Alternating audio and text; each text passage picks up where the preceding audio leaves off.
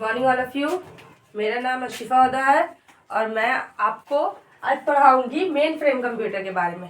पहले हम लोगों ने पढ़ा था सुपर कंप्यूटर के बारे में, तो उसके बारे में तो हम लोगों ने बहुत कुछ जाना। अब आइए चलते हैं और जानते हैं मेन फ्रेम कंप्यूटर क्या होता है और उसके बारे में। यहाँ पे मैंने उससे रिलेटेड कुछ बातें यहाँ पे लिख के रखी है, जैसे कि मेन फ्रेम का यूज़ क्या है, या मेन फ्रेम डेवलप क्या हुआ, या मेन फ्रेम के फादर कौन है, इन सब चीज़ों के बारे में।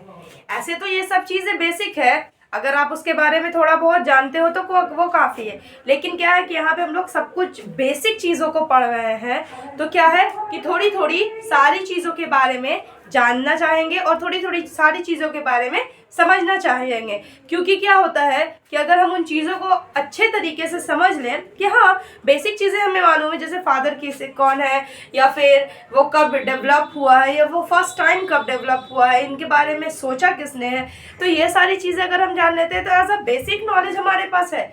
क्योंकि हम जो ये वीडियो बना रहे हैं ये मोस्टली बेसिक चीज़ों के बारे में रहता है, तो इसी वजह से हम इन चीज़ों को जितना ज़्यादा अच्छे से डिटेल में पढ़ें ये ज़रूरी नहीं है, लेकिन बेसिक नॉलेज कम से कम हमें होना चाहिए। इसलिए जो हम पिछले टॉपिक में आपको super computer, main frame computer और भी बहुत सारे कंप्यूटर्स के टाइप्स के बारे में पढ़ा था, उससे रिलेटेड एक एक टॉपिक एक एक वीडियोज़ में क्लियर करते चले जाएंगे। तो आइए आज हम जानते हैं मेन फ्रेम कंप्यूटर के बारे में। जैसे कि मैंने यहाँ लिखा है कंप्यूटर और मेन फ्रेम कंप्यूटर। अब मेन फ्रेम कंप्यूटर अब होगा कि कंप्यूटर फिर मेन फ्रेम कंप्यूटर, ये कंप्यूटर हमारी हेडिंग, इसलिए हमें हमेशा हर टॉपिक में उसको लिखना ज़रूरी होता है। फिर है मेन फ्रेम कंप्यूटर। अब मेन फ्रेम कंप्यूटर के ऊपर इसमें हमारे पास बहुत सारी चीज़ें हैं जो कि रिकॉर्डेड है, मतलब मेरे पास लिखी हुई है। It is a computer use primarily by the large organisation. अब लार्ज ऑर्गेनाइजेशन कहने का ये मतलब है कि बड़ी बड़ी जगहों पे काम आता है, कुछ छोटी मोटी जगह पे नहीं। जहाँ पे लार्ज चीज़ों जैसे कि बार बार बैंकिंग वगैरह हो रहा है, बार बार यूजर्स के नेम, यूजर्स आईडी, ये सबको यूज़ करना पड़ता है, फिर उसे हटाना पड़ता है, फिर उसे यूज़ करना पड़ता है, तो इन सब जगहों पे उसका यूज़ काफ़ी ज़्यादा होता है, तो इन सब जगहों पे हम उसे यूज़ करते हैं। फिर आपका है कि it is a computer use primarily by large organisation. ये मोस्टली लार्ज ऑर्गेनाइजेशन जो होते हैं उनकी जगहों पे यूज किया जाता है। सेकंड है it is developed in 1930s by Howard Aiken. ये 1930 में हॉवर्ड आइकन के थ्रू डेवलप हुआ था। पहली बार बोला जा रहा है, यहाँ पे ये नहीं बोला जा रहा है कि सिर्फ उन्होंने बनाया है, नहीं, यहाँ पे बोला जा रहा है कि पहली बार किसने बनाया। तो 1930 में इसका जो सोचने के बारे में, इस पर जो चर्चाएं हुई है 1930s में हॉवर्ड आइकन ने स्टार्ट की थी और उन्होंने इसे बनाना चालू किया। फिर इसमें बहुत सारे लोगों ने हेल्प किया और बहुत सारे लोगों ने बनाया। कोई भी चीज़ अगर बनता है तो वो सिर्फ एक इंसान नहीं बनाता है। जितने भी आप अगर कंप्यूटर एप्लीकेशंस के बारे में पढ़ोगे और जानोगे, वो पूरा चीज़ किसी एक इंसान ने नहीं बनाया होता है। उसके कुछ पार्ट्स किसी और ने बनाते हैं, कुछ पार्ट्स किसी और, उसी में से कोई एक मेन पार्ट होता है जिसे हम फादर कहते हैं। जैसे कि हम फादर ऑफ कंप्यूटर अगर नाम लिया जाए तो चार्ल्स बैबेज को कहते हैं। मदर ऑफ कंप्यूटर अगर कहा जाए तो लेडी अगस्ता को कहते हैं ना। तो उसी तरीके से अगर फादर बोला जाता है तो वो बोला जाता है जेन आमडल को। जेन आमडल जो है वो father of main frame computer के नाम से जाने जाते हैं। जेन आमडल क्या है कि वो फादर ऑफ मेन फ्रेम के कंप्यूटर के नाम से जाने जाते हैं। और ये जो है हॉवर्ड आइकन ये 1930s में डेवलप्ड किए थे मेन फ्रेम कंप्यूटर को।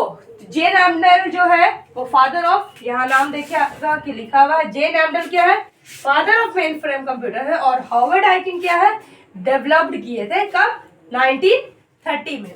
अब अगर सवाल आता है कि main frame computer is mostly use in, कहाँ यूज होता है मेन फ्रेम कंप्यूटर, तो ऐसे तो बहुत सारी जगह, लेकिन मोस्ट ऑफ द जगह जो सबसे ज्यादा यूज होता है वो है banking, finance, health care, insurance, government, इन सब जगहों पे ज्यादा यूज होता है। गवर्नमेंट यानी जितनी भी गवर्नमेंट से रिलेटेड बिल्डिंग्स वगैरह है, सीबीआई वगैरह, उन सब जगहों पे ये यूज होता है। तो ये सारी चीजें हुई। And some public and private enterprises, कुछ पब्लिक और कुछ प्राइवेट इंटरप्राइजेस जो होते हैं उन सब जगहों पे भी ये यूज होता है। इसे यूज करने का मेन कारण यही होता है क्योंकि आप फ्रिक्वेंटली बहुत सारे डाटा बेस को इंटर करते हो, एक साथ बहुत लोग उसे इंटर करते हैं, तो उसमें क्या होता है, ये उसमें काफी ज्यादा हेल्प करता है उसको इंटर करने में।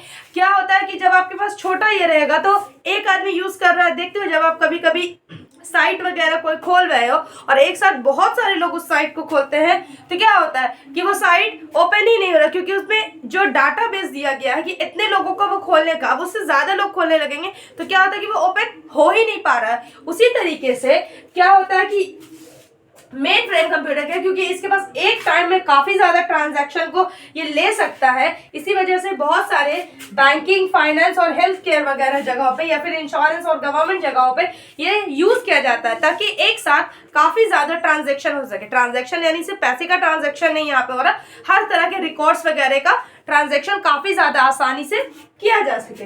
फिर है इट परफॉर्म्स 1000 ऑफ ट्रांजैक्शन पर सेकंड।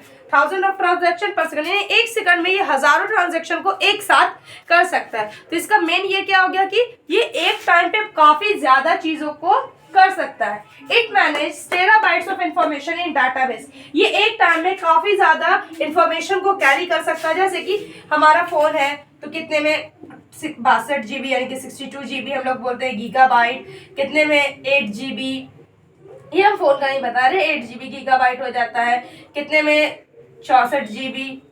ये मत बोलिएगा कि ये फ़ोन के, ये सारे फ़ोन्स के लिए हम एज एग्जाम्पल दे रहे हैं कि गीगाबाइट्स जो है वो किस तरह 62 GB है, 8 GB, 64 GB। अब इसमें अभी अगर आपके फ़ोन में मान लो कि 64 GB है और इसमें आप 128 GB का कुछ भी ऐसा चीज डाल रहे हो, मान लो कि पेन ड्राइव है, पेन ड्राइव है, आप उसमें 128 GB का पेन ड्राइव डाल रहे हो तो कभी कभी क्या होगा कि आपका फोन इसको सपोर्ट नहीं कर पाता। सपोर्ट नहीं करने का मेन कारण यही होता है क्योंकि जो इसकी कैपेसिटी है वो तो 64 बाइट की ही है, लेकिन आप इसको 120 गीगाबाइट्स का दे रहे हो कि वो 120 गीगाबाइट्स को सपोर्ट करे। तो क्या होता है, कभी कभी तो सपोर्ट कर जाता है लेकिन मोस्ट ऑफ द टाइम में ये सपोर्ट नहीं कर पाएगा। इसीलिए हमें बड़े बड़े कंप्यूटर्स की ज़रूरत होती है। जैसे कि सुपर कंप्यूटर के बारे में हम लोगों ने पढ़ा, ये भी काफ़ी बड़ा कंप्यूटर और इसमें भी बहुत सारी चीज़ों को एक साथ ये किया था, लेकिन बेसिकली इसमें क्या था कि इसमें मोस्टली साइंटिस्ट और इंजीनियर्स लोग ही ये करते थे क्योंकि उनके इन्फॉर्मेशन काफ़ी ज़्यादा बड़े होते थे इस वजह से। लेकिन मेन फ्रेम कंप्यूटर का क्या है कि इसको छोटे मोटे लोग जैसे कि बैंकिंग वगैरह में, फाइनेंस, हेल्थ केयर या फिर इंश्योरेंस और गवर्नमेंट में भी यूज़ होता है, कुछ पब्लिक और प्राइवेट सेक्टर है, उन सारी जगहों पे भी यूज़ किया जाता है क्योंकि इसमें 1 टेराबाइट की इंफॉर्मेशन आप काफ़ी अच्छे तरीके से सिक्योर करके रख सकते हो। 1 टेराबाइट्स इंफॉर्मेशन इन डाटाबेस, ये एक टाइम पे 1 टेराबाइट्स इंफॉर्मेशन को कैरी कर सकता है। तो इससे क्या होता है कि काफ़ी ज़्यादा हेल्प होता है। अब ये तो हुआ कि मेन फ्रेम कंप्यूटर क्या होता है और उसके बारे में, ठीक है। अब नेक्स्ट हम लोग दूसरे टॉपिक के बारे में पढ़ेंगे।